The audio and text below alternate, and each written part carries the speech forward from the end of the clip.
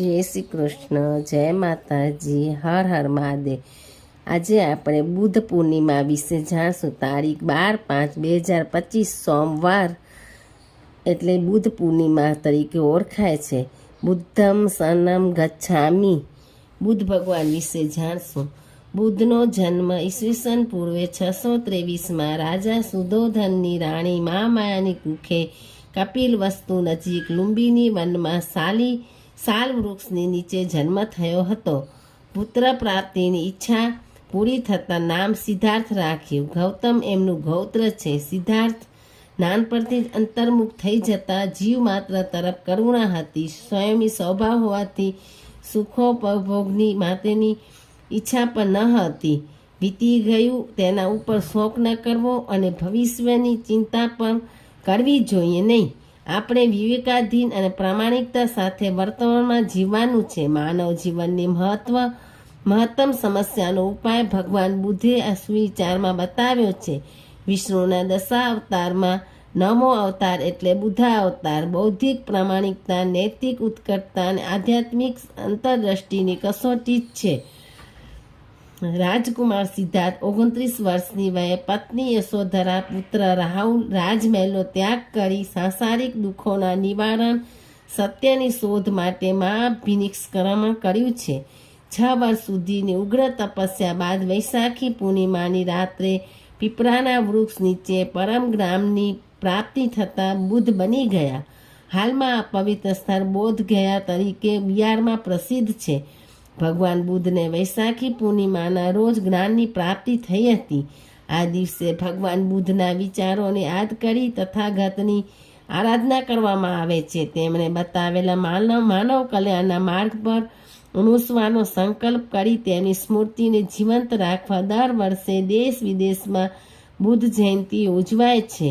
કૌંડિન્ય, વાસવ, ભદ્રિક, મહાનામ, અશ્વજીત નામના 5 ભિક્ષુ સિદ્ધાર્થ સાથે તપસ્યા કરતા હતા। તેમને ભગવાન બુદ્ધે પ્રથમ ઉપદેશ આપ્યો જે ધર્મચક્ર પરિવર્તન નામે બૌદ્ધ સાહિત્યમાં પ્રખ્યાત છે। 5 શિષ્યથી ભિક્ષુ સંઘની સ્થાપના કરી બુદ્ધમ શરણમ ગચ્છામિ, ધમ્મમ શરણમ ગચ્છામિ, સંઘમ શરણમ ગચ્છામિ એમ બૌદ્ધ ત્રિશરણાનો જન્મ થયો।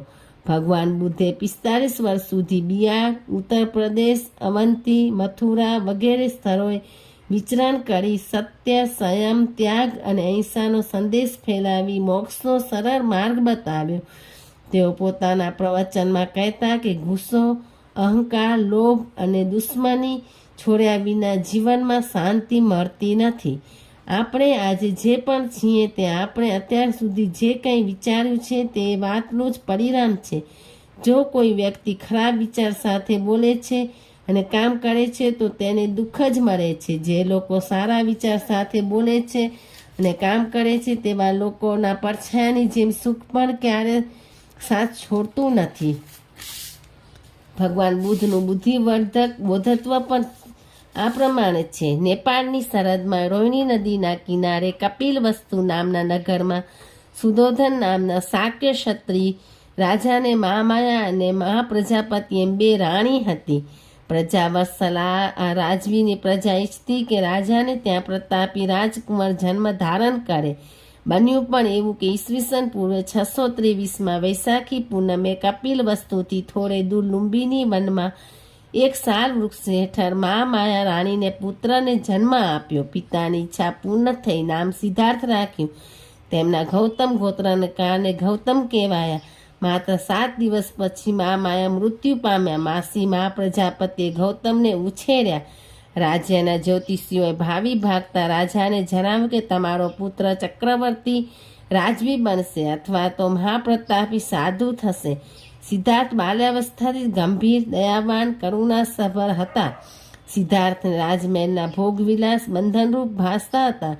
દંત કથાનક મુજબ સિદ્ધાર્થ રથમાં બેસી નગરચર્યા કરવા નીકળ્યા ત્યારે તેમણે એક વૃદ્ધ, એક રોગી, એક શબ અને એક સંન્યાસીને જોયા। આ 4 વૃદ્ધે ગૌતમને નૂતન દિશા દર્શાવી, જાણે નૂતન જાગૃત કર્યા। બ્રહ્મ સત્ય, જગત મિથ્યા તેમના હૃદયમાં ઘૂમી રહ્યું। એકાએક અડધી રાતે 7 દિવસના બાળક રાહુલ તથા પત્ની યશોધરાને છોડી સિદ્ધાર્થ ચાલી નીકળ્યા. આ ઘટનાને બૌદ્ધ ધર્મમાં ભિનિષ્ક્રમણ કહેવાય છે. સિદ્ધાર્થની વય 29 વર્ષની હતી. બિહારના બંને પ્રદેશમાં વૈશાખી પૂર્ણિમાએ નિરંજન નદીને કાંઠે પીપળાના એક વૃક્ષ હેઠળ અનશન લઈ બેઠેલા સિદ્ધાર્થને તત્વબોધ પ્રાપ્ત થયો. તેથી તેઓ બુદ્ધ કહેવાયા. તેમના તમામ અજ્ઞાનનો નાશ થયો.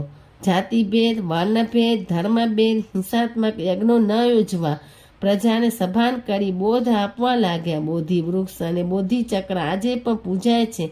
લાકડાનો સ્તંભ ઊભો કરીને તેના પર રેશમી ધજાઓ લહેરાવાય છે.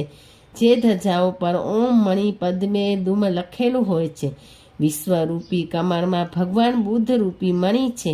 જાપાન, તિબેટ, સિયામ, સિલોન, બ્રહ્મદેશ એટલે મ્યાનમાર આદિમાં બૌદ્ધ ધર્મ પ્રચલિત છે. બુદ્ધ ભગવાનને સામાન્ય લોકો માટે કેટલાક નિયમો ઉજાગર કર્યા જે અતિ સંવેદનશીલ પરોપકારી છે. 1. કોઈની હિંસા ન કરવી. 2. અન્યાયથી કંઈ લેવું જ નહીં. 3. અસત્ય બોલવું નહીં. 4. ચારી ખાવી નહીં. 5. ક્રોધ કરવો નહીં. 6. નાસ્તિકા રાખવી નહીં. ભિક્ષુકો માટેના નિયમો. 1. તેમણે બ્રહ્મચર્ય વ્રત આજીવન પાળવું. 2. નૃત્ય, ગીત, ઉદ્દીપક ન જોવા ન સાંભળવા. 3. સુમારી પથારીમાં ન સૂવું. 4. સોના ચાંદી ન સ્વીકારવા. 5. ધર્મની દીક્ષા લેનારે નીચે મુજબના વચનો બોલવા. હું બુદ્ધને શરણે જાઉં છું. હું ધર્મને શરણે જાઉં છું. સંઘને શરણે જાઉં છું. ભિક્ષુઓ 8 માસ દેશમાં ઠેર ઠેર વિચરે, પરંતુ ચોમાસામાં કોઈ એક સ્થળે ધર્મ ધ્યાન કરતા રહે છે. ભિક્ષામાં જે પ્રાપ્ત થાય તે ભોજન ગ્રહણ કરે છે. ક્ષમા ઉત્પલ વનના બુદ્ધ ભિક્ષુઓ સુવિખ્યાત છે. તો આ તો ભગવાન બુદ્ધનું બુદ્ધિવર્ધક બોધત્વ. હર હર મહાદેવ. જય શ્રી કૃષ્ણ. જય માતાજી. ઓમ નમઃ શિવાય.